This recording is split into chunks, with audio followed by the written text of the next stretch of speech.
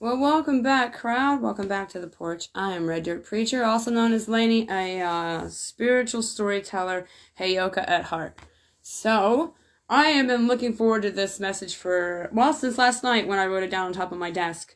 And parts and pieces of it I've known for a while, but now it comes together to make a really cute little spaghetti western for you in your mind.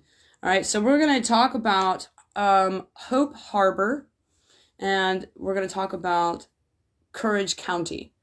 All right, so I have a fun comedian brain. All right, so we're gonna take this message, but I don't put it in my casserole, so now I baked it. Dang, it's ready. Let's go and have fun.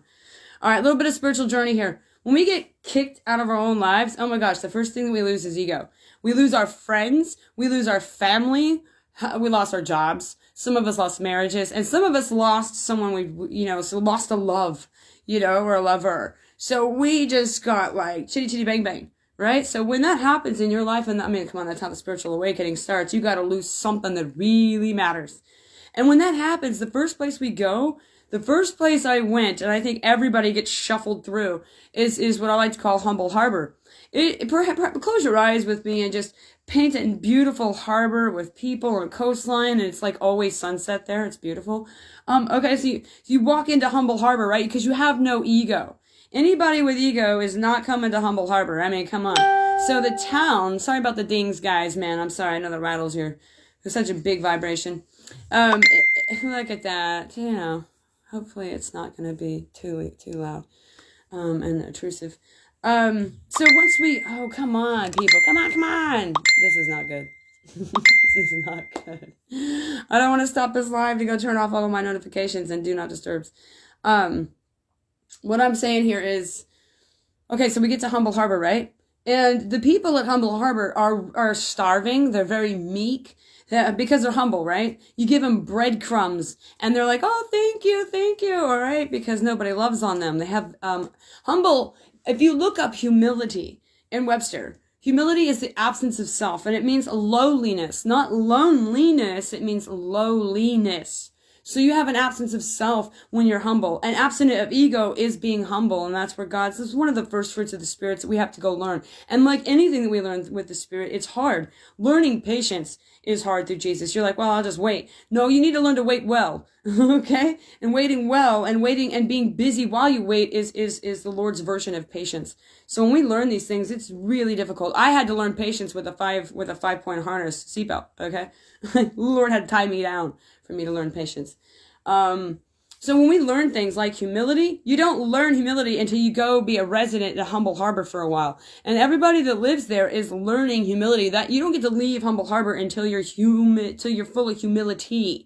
Okay? Can I leave it? And you can't go to Humble Harbor and pretend. Once you find out it looks great, and you get down the little valley and you come onto the town, that's when you start to realize that the people there are living in shacks. That's when you realize that people are meek and skinny. What's going on in this new town? Welcome to Humble Harbor, where everyone's humble. And, even being talked to will almost make you cry, because there for a season in your life, nobody would even talk to you. You were alone. Nobody loved you. Nobody even lifted up their head to say hello. And when someone did, it moved you for a week, right? Because that happened on the spiritual journey. On the spiritual journey, we got hungry for a lot of things, and we became humble for a lot of things that we might have taken for granted in ourselves and in others. So while we're on this Humble Harbor, some of us got to Humble Harbor because that's the first place we go after a spiritual death, and you have nothing, your ego dies. But we also hung out at Humble Harbor for too long.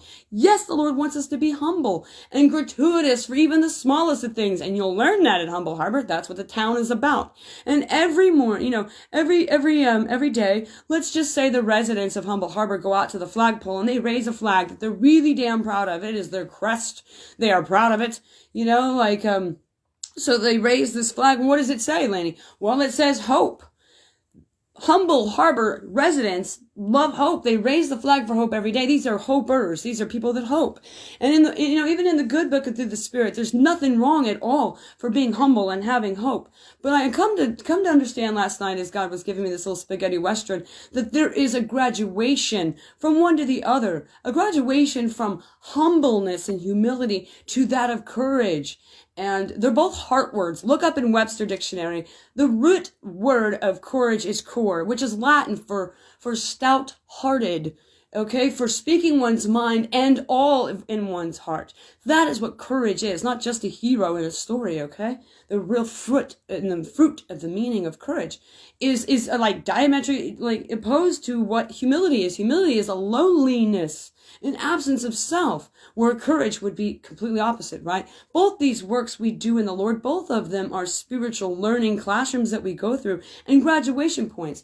And I talked about the red oak and the sycamore, how one, they look like trees in a tree farm, but how after 10 years, one is parasitic to the other's growth. And when we're in Humble Harbor, we need to be there to learn humility and to learn the value of hope. But there becomes a time when staying at Humble Harbor becomes parasitic. You need to move on in your spiritual room, in classrooms. And when we do that, we leave Humble Harbor with ourselves full of humility. And we take that humility as a foundation, as a cornerstone to our new town. And where we're going now, resident plus one, we now live in Courage County. And in Courage County, the residents there are robust. And you know, and they're fed well, they walk tall. The sun always shines over there. It's not always kind of daylight or dusk over there in Hope and Humble Harbor. So when you get to Courage County, they too have a flagpole. And what they raise every morning is faith. And you're like, wow, you've been both places. You're a new resident and a greenhorn to Courage County. It's your first morning there and you see them raise the faith flag. So you know that hope is graduation into faith. Because when you're hoping, it's like that of a child. Children hope for daddies to come back. Children hope. Lovers hope for lovers to come back. You know, we hope for things. We hope Santa is real. We hope these things happen. I sure hope. Well, hoping is great and a foundational fruit, yes. And in that hope, we are humble. We have humility. But it also speaks to, I used to get lost at hope one time. I had a showdown with hope in my backyard one time in my holy growth because I allowed hope to be got one day over circumstances. Okay, circumstances do not stay, right? They come and they go. Circumstances are roller coasters, okay? And so when I had hope in my life, I'd be hoping and I would think that circumstances are surrounding it, you know, and then something would come through. And it wouldn't take much, and it would just knock down my house of hope. And then I had to go back into building hope again. And it's as if I did this for a couple years. Hope that my parents would see the truth. Hope that someone would come forward and speak truth. Hope that this would be amended or corrected or reconciled. Hope. And like I said, when they didn't change, and when the situations didn't change, and the seasons changed, but the people didn't, I lost hope. And keep losing that hope to build that hope, to lose that hope, to build that hope is how I ended up in the backyard with hope one night saying, we gotta talk. And Jesus said to me, there's nothing wrong with hoping, my babe. But you can't stay in that hope. It's gotta graduate to faith. Faith is a knowing, hope is a hoping and a question and a seed of a little bit, there's a hint of doubt sprinkled on top of hope, you know? And we hope in those good things. We should know and have faith in those great expectation things. So Jesus, now I'm a member and a new resident of Courage County, where you speak your mind and all that is on your heart from a place of humility. Because Lainey, where are you from geographically speaking, Lainey, where are you from? Oh, I'm from Humble Harbor. I'm from the place of humility and hope. And now I stand firm with Courage County as well, raising a flag of faith. Because now I know I can walk in the dark without a light, without a net, without people in my peripheral that may or may not support me. I can go alone. Send me, I'll go, is the original call to courage. And everybody that was in the biblical text, the history books, was full of courage. Courage.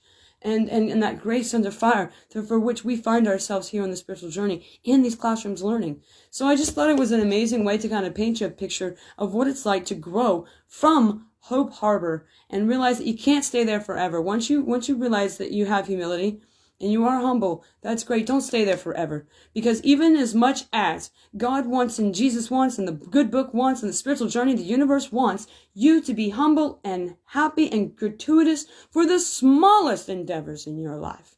Okay? They do want us to do that and not to forget that. A lot of us do it and then forget it and do it. And we have to keep learning through God to be humble over the small things by having things removed out of our lives to make us realize the small things. Instead of repetitively going through that same cycle, learn humility and keep it on you like underwear. Okay? All the time, 24/7, you got humility on, you know? So, because it's where you're from, you speak from a place of courage because you are from a place of humility. And, so I hope that makes sense to you. But like I said, some of you, it's a call to harbor. The boat's here, boom, boom. Hop on out of Hope Harbor, because hope can be exhausting at times. And when hope begins to get exhausting, it's time for you to move into faith. And faith allows you to navigate the dark without an anchor. You could be floating in space or down deep in the ocean, and you're okay. You don't need a plumb line. Jesus is your plumb line. You're your plumb line. You can move on faith. Even when you can't see, even when you're disoriented, you can move through faith. Even in fog, you can move through faith.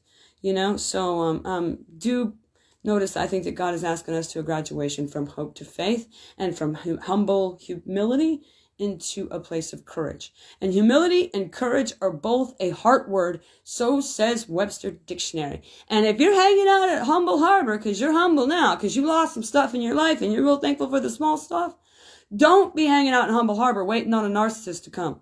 Don't be waiting at the Lover's Harbor there at Humble Harbor because you think that you're waiting on someone. It takes a loss of ego for people to even be a resident of Humble Harbor, and I guarantee you're not going to find a narcissist 50 nautical miles from Humble Harbor unless they're there for an act of God. So don't let anybody chain you to Humble Harbor, though. Once you learn to be, gratuitous for your broth, for your shack, for a simple hello, and that's all you get, when you're thankful by using that as fuel to make you smile, not make you better, not bitter, it is then time for you that you can say, I've learned humility and I don't deserve to be in this meek position my entire life. I do deserve to move on into a more courageous, powerful life where I work in fear and graduate in the Lord, tier 2.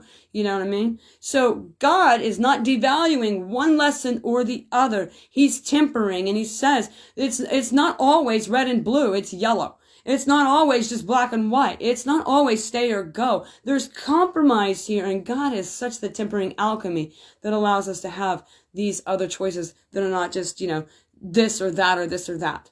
And what he's showing you here, it's not, what is it, hope or faith? Which one are you saying? Like, I'm saying both. Both realities are true. I know that an asshole loved me a lot. He's an asshole, that's true, and he loved me a lot. I spent a lot of years trying to figure out if he loved me or if he was just an asshole. Guess what? He's both. He loved you and he's an asshole. Wow, didn't see the third choice. So it's not so much that it's just an only courage and it's just an only humility or being humble. All these things are important at the same time as we temper back and forth. So toot, hop on the boat. A lot of you have been in Humble Harbor for a long time, and you've learned to be humble and full of humility. And now it's time to be based in that, from that, and move on to bigger things, to have courage. So I just wanted to point that out. It's a great spaghetti western. I got to go pick up my kids, and my son's got to play tonight at the school. So I'm going to wear a funny sweater and slide in right before it starts. That's the kind of mom I am. Anyway, it's great to see you, and thank you so much for always being here. You guys mean the world to me. You're my friends. And the porch is just too damn lonely without you. All right? So stay kind, stay out of your mind.